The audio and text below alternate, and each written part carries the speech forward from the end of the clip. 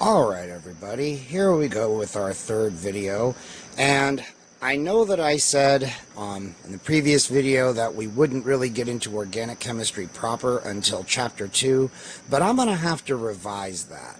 I think it's actually going to start with this video right here, because a lot of the stuff we're going to cover, anybody that's taken general chemistry or even high school chemistry will recognize some of it. But I don't ever recall having seen this information presented this way or this in depth until I got to organic chem.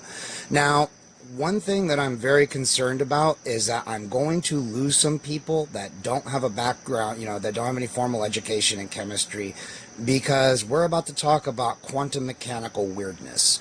Oh, no tears, please. Now, I know that I frequently say, and I don't like saying it, but I say, just go with it. Basically, we're just going to have to accept the physicists at their word for now, and just kind of accept that this is the way it is. In this case, I'm right there with you in having to do that, okay? I'm not going to put on airs here. I don't know how to do quantum mechanical calculations either. So don't feel bad, okay? You don't need to know how to crunch the numbers to do organic chemistry. Organic chemistry is very conceptual, all right? There's not a whole lot of math in this subject. So I know that'll make a lot of people happy.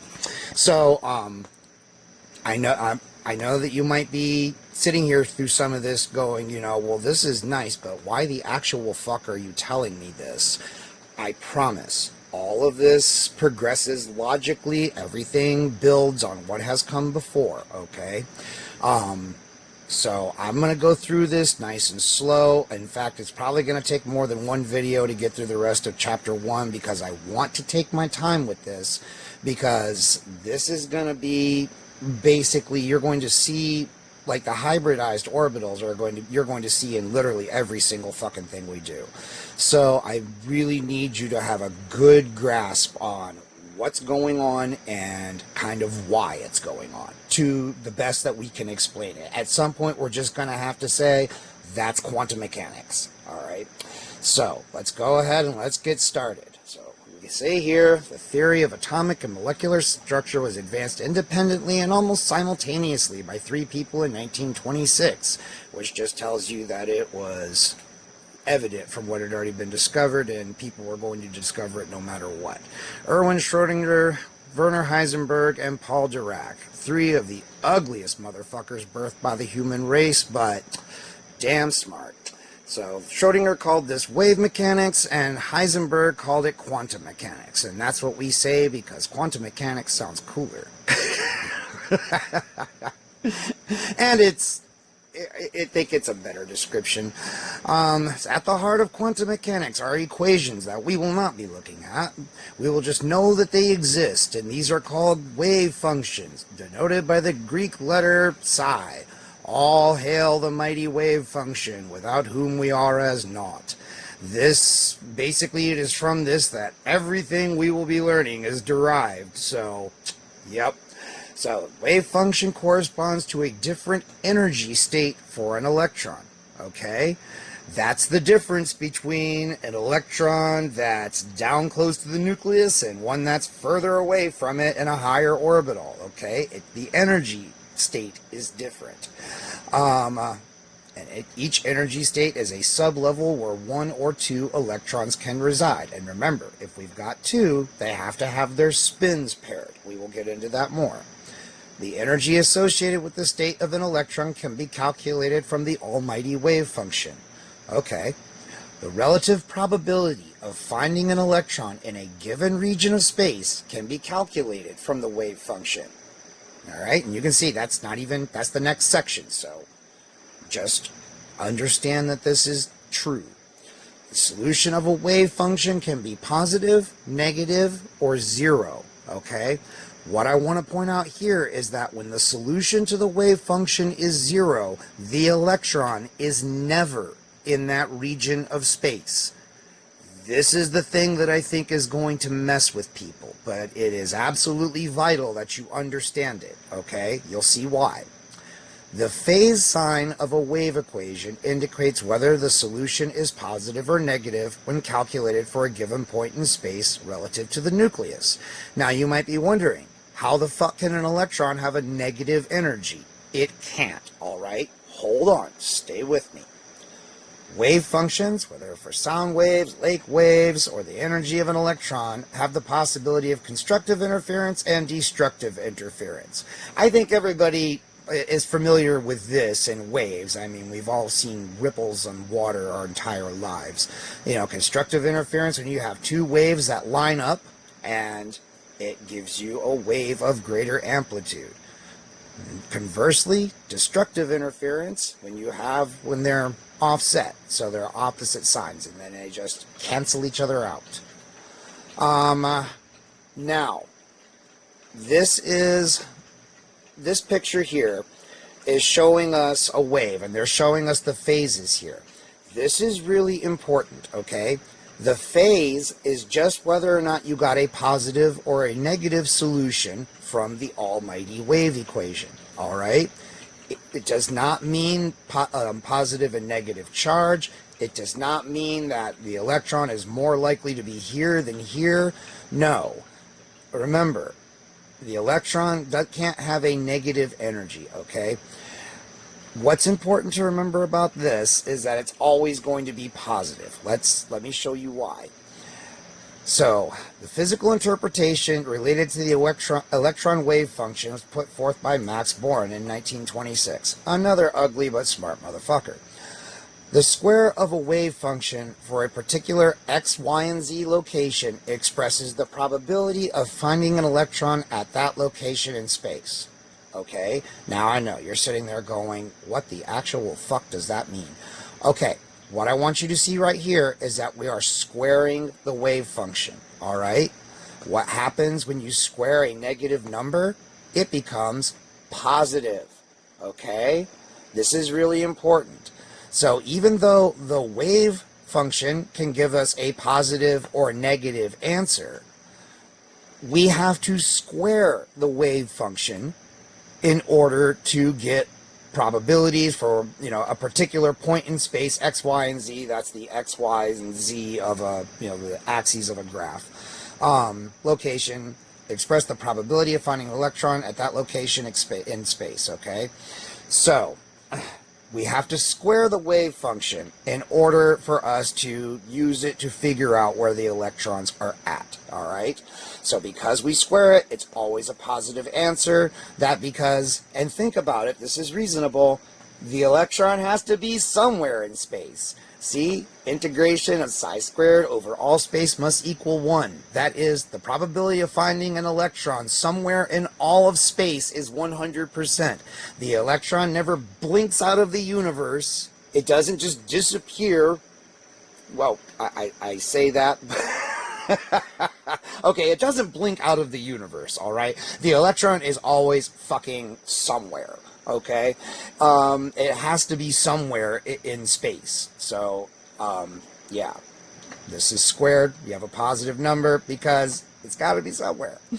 Now, and that explains what this is going on here in this graph. Okay, this is showing us the wave function, right? Positive or negative.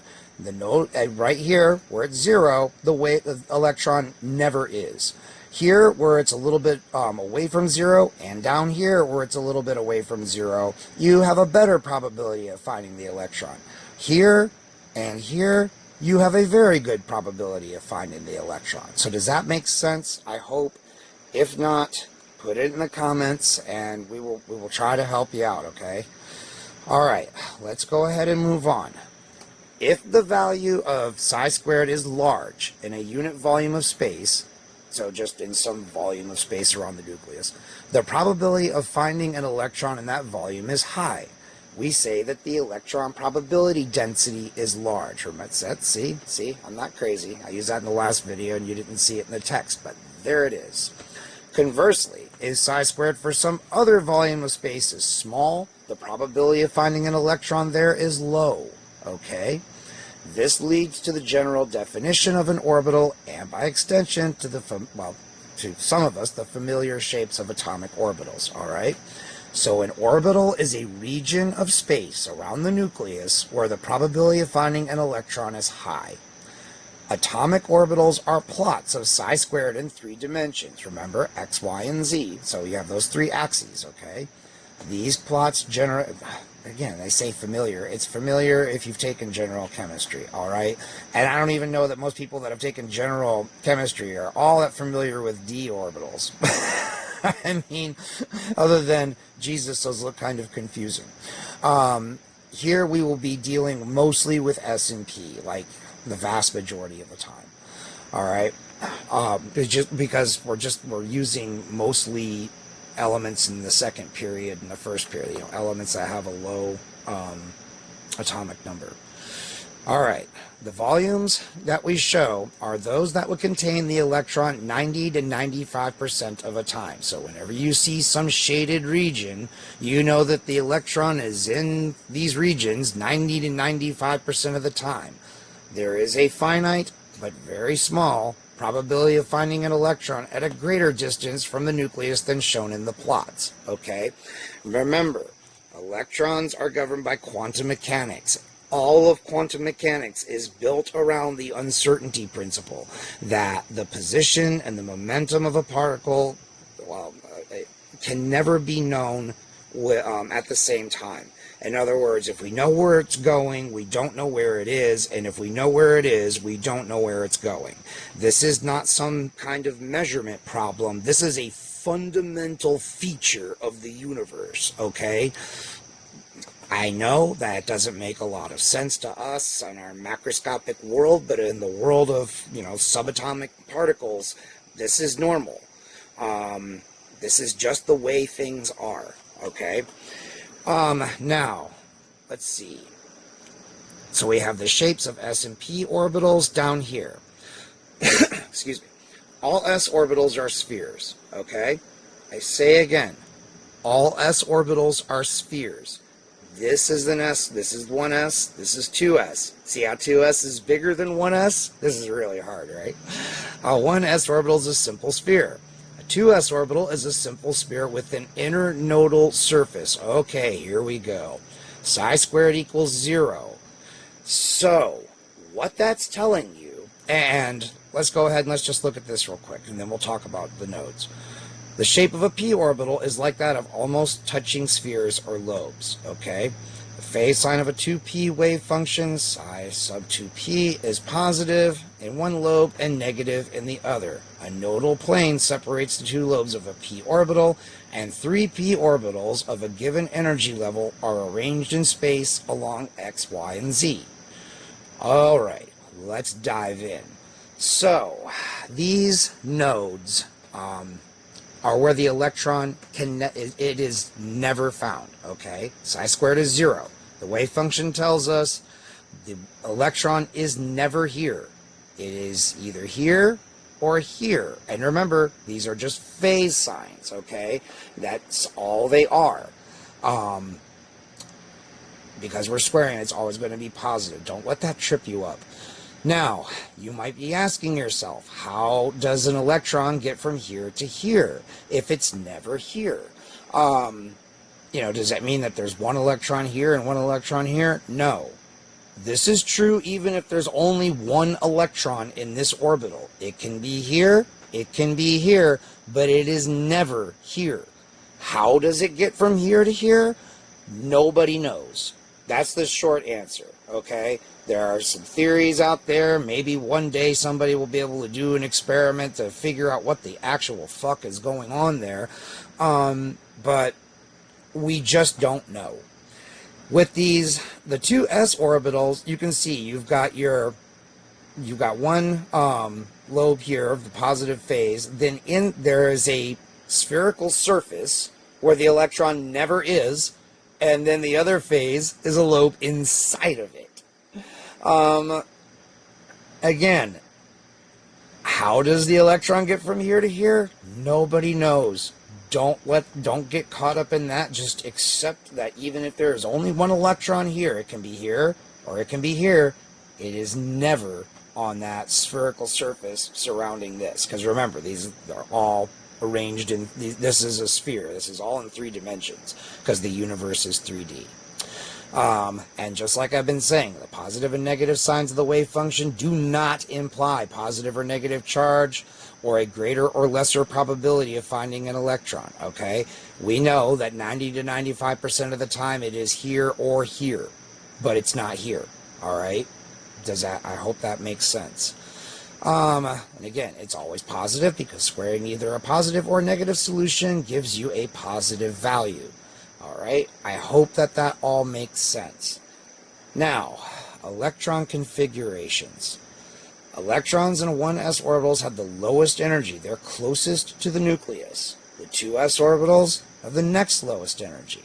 So the way you have it, you have in your first lowest energy level is this sphere. Okay, there's our little nucleus, our positive and negative lobes. And remember, just phase signs, okay? This is just think of this as just a sphere around the nucleus. We'll make it easy. Because it's not going to matter that there's the node here and the electron is doing this. You just need to know that's a thing. You aren't going to need to actually use that information. At least not anytime soon. Then for the 2s, you've got a bigger sphere that goes around this sphere. Now, is this occupying some of the same space as this? Yes. But this has a higher energy. So remember, it is the energy of the electron that goes up here. It does put it further away from the nucleus, but there is a chance you might still find it somewhere closer to the nucleus, okay? Again, I really hope I'm not losing anybody with this here. So the electrons of the 2p orbitals have an equal but higher energy than the 2s orbital. Orbitals of equal energy, such as the 2p orbitals, are said to be degenerate orbitals. All right, they read to kids at Drag Queen Story Hour and should probably have all the background checks done on them. Now, we can use these relative energies to arrive at the electron configuration of any atom in the first 2 rows of the periodic table. Okay. Follow some simple rules. First one is the Aufbau principle. Orbitals are filled so that those of lowest energy are filled first.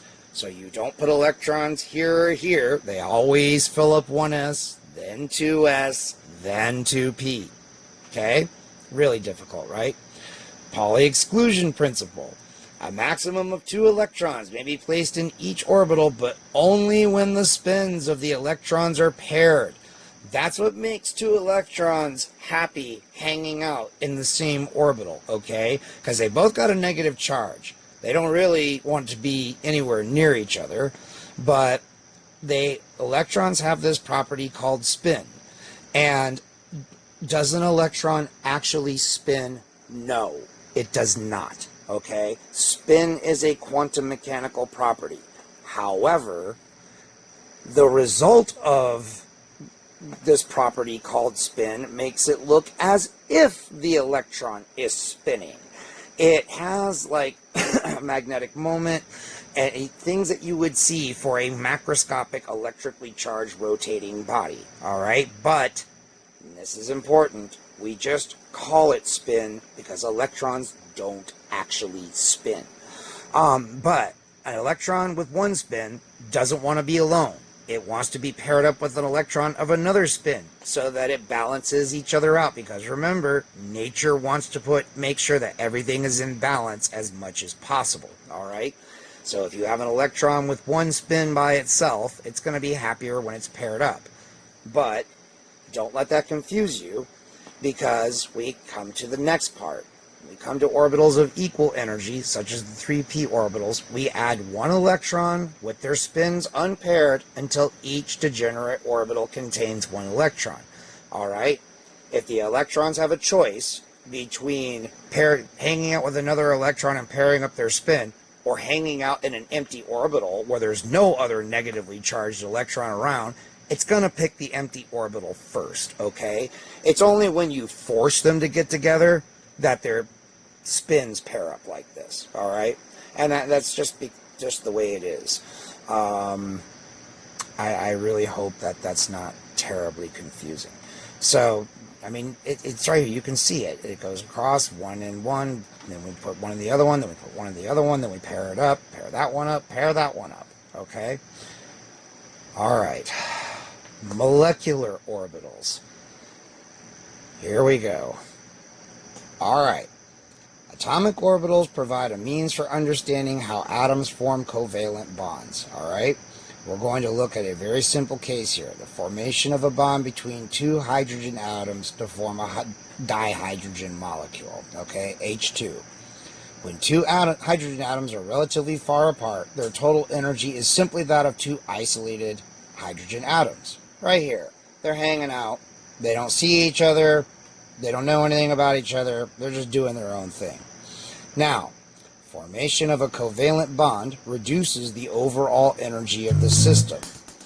As two hydrogen atoms move closer together, each nucleus increasingly attracts the other's electrons. This attraction more than compensates for the repulsive force between the two positively charged superstraight nuclei that don't want any fucking thing to do with each other. The result is a covalent bond. Alright, so here, they're just doing their thing. They come together, they see each other. Hey, baby, how you doing? Your electron looks like it's all alone over there. Why not come keep it company? And then it comes down here, and now we've got a covalent bond. The energy of the system, it's low. Now, if these guys try to get any more close together, that's when the superstraight positive nuclei see each other. Oh, dude, I ain't into that shit, man. And they move back far apart so they just got their electron action going on there. All right. Yes, we're going to make it a little sleazy, make it stick in the mind. Now, ideal internuclear distance between hydrogen atoms is 0.74 angstroms. Remember from the last video that an angstrom is a tenth of a nanometer. So, this is really goddamn small. But that's the scale, you always hear people talking about nanotech. Well, I mean, a nanometer is 1/1000th of a meter. An angstrom is 1/10th of that, and the bond between two hydrogen atoms is just about 3/4 of an angstrom. So, there you go. Now you can contextualize the size of atoms and chemical bonds to nanotech. As you can see, you can't fit a whole lot within 1 nanometer. I mean, I guess you can fit a decently sized molecule in there, but yeah, 1 nanometer is not all that small compared to these things. All right, so let's see. Now, I already said this, the uncertainty principle cannot simultaneously know both the position and momentum of an electron, because the universe has decreed we must live in a state of perpetual confusion. All right. Atomic orbital represents a region of space where 1 or 2 electrons of an isolated atom are likely to be found. So, here we've got an atomic orbital of hydrogen, another atomic orbital of hydrogen. They come together and they form a bonding molecular orbital. Okay? Makes sense? So you can see the orbital encompasses the 2 nuclei, the electron density is large between the 2 nucleus, and everybody's happy. Alright, a molecular orbital represents a region of space where 1 or 2 electrons of a molecule are likely to be found, okay? And you notice, since these electrons are hanging around both atoms here, and there's an electron density between them, this is going to keep these atoms stuck together, okay? Now, this is really important to remember, okay?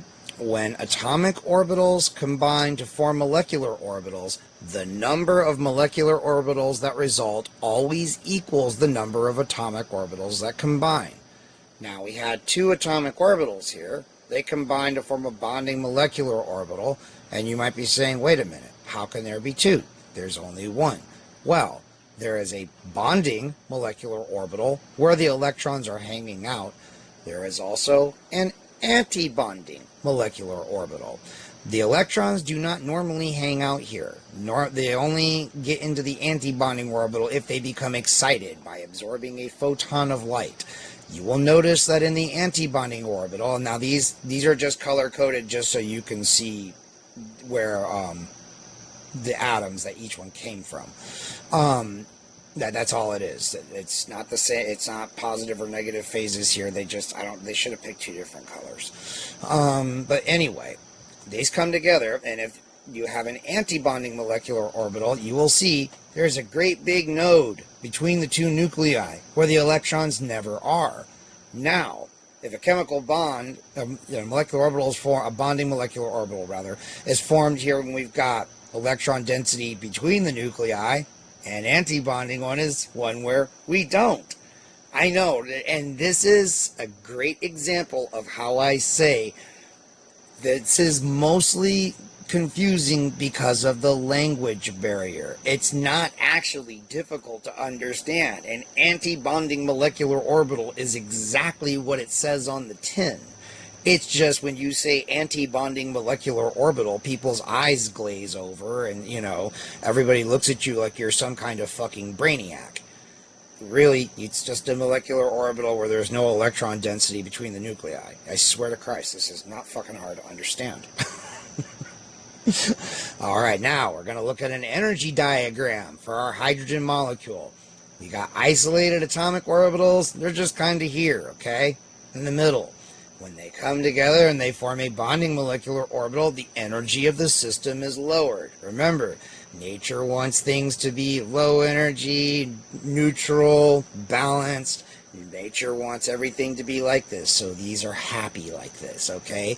And you have two little hydrogen atoms that stay stuck together until something fucks with them, alright? This is the antibonding molecular orbital. As you can see, it has a higher energy than the two atoms just hanging off by themselves. For the electrons to get kicked up here into this antibonding orbital, they must absorb a photon of light and be kicked up into an excited state. Okay? They absorb a photon of light, their energy increases, and they're kicked up into the antibonding orbital. See? And it says it right here. An electron may occupy the antibonding molecular orbital in what is called an excited state for the molecule. This state forms when the molecules in the ground when a molecule in the ground state absorbs a photon of light having the proper energy, okay? The photon of light's energy must be the same as the energy of this transition, okay? Let's see, I was going to say something else. Oh, yes. If you have, when the electron gets kicked up into the antibonding orbital in an excited state, the electron can fall back down into the bonding orbital by emitting a photon of light. So, bonding orbital absorbs a photon of light, kicks it into the antibonding orbital, can emit a photon of light to drop back down into the bonding orbital. Okay? Neat, right? And now we get to section 1.12. This is where everything we've been talking about is going to be put into use, okay? You will not actually deal with these things a whole lot, alright? What you are going to see, like for 99.5% of the rest of the course, is hybridized orbitals, which is this guy, sp3. Come on down here. Where are you at? sp2, sp2, and sp, I know you're down here somewhere. There you are. Now, I'm going to stop here because this video is getting very long. If any of this was really confusing to you, don't get too hung up on it, because, again, what you're actually going to be using for the rest of the course are the hybridized orbitals, and they're much, much easier to understand, okay? All right? I swear to God, this is where all of this gets much simpler. So, you made it, you got through it, We've laid the foundation for discussing our hybridized orbitals, which is what we are going to be using for just about goddamn near everything else you're going to see. All right? Give yourself a pat on the back. If you have questions, please ask them. People are not asking questions about the material. Where have I seen this before? Former students. You know, guys, please, if you're not sure about something, if you're confused, ask questions, all right? If I don't answer it, somebody else will. I'll answer it. You just have to wait a little bit, and probably if I'm like doing something else, but I will answer it as fast as I possibly can. And I will give you as complete an answer as I humanly am able to, all right? But if you're confused by this, if anything isn't clear, please ask. And until the next one, guys, which will be coming here in a couple days, I will see you later.